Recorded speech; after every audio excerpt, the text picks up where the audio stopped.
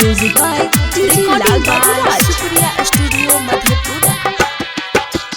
बाबा नगरिया चलो ए भौजी, बेजू नगरिया चलो ए भौजी, मानिल मोर कहल काहे, मानिल मोर कहल काहे।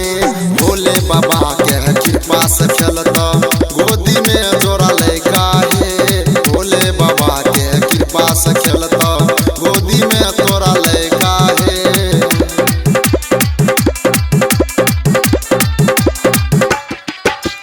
भांग धतुर भोला बाबा के, भांग धतुर भोला बाबा के, चढ़ेबे करी हर रोज हे, चढ़ेबे करी हर रोज हे।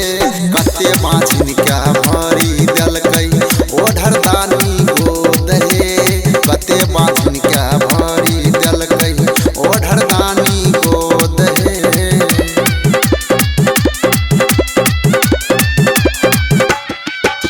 शिव धाम चल ए भौजी, बाबा धाम चल ए भौजी, पिन्ही के ललका साड़ी हे, पिन्ही के गेरवा साड़ी हे।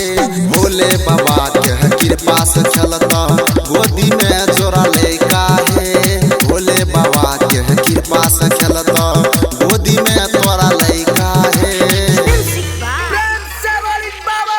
लाल बाबू राजा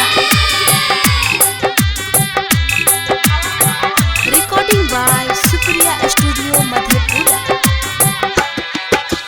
पशुपति रंजित कहे, कुमार नीरज सक्षम कहे, चलन बाबा दुआर हे, चलन बाबा दुआर हे। जे जे जाय छै बाबा नगरिया सपना होय छै साकार हे, जे जे जाय छै बाबा नगरिया सपना होय छै साकार हे।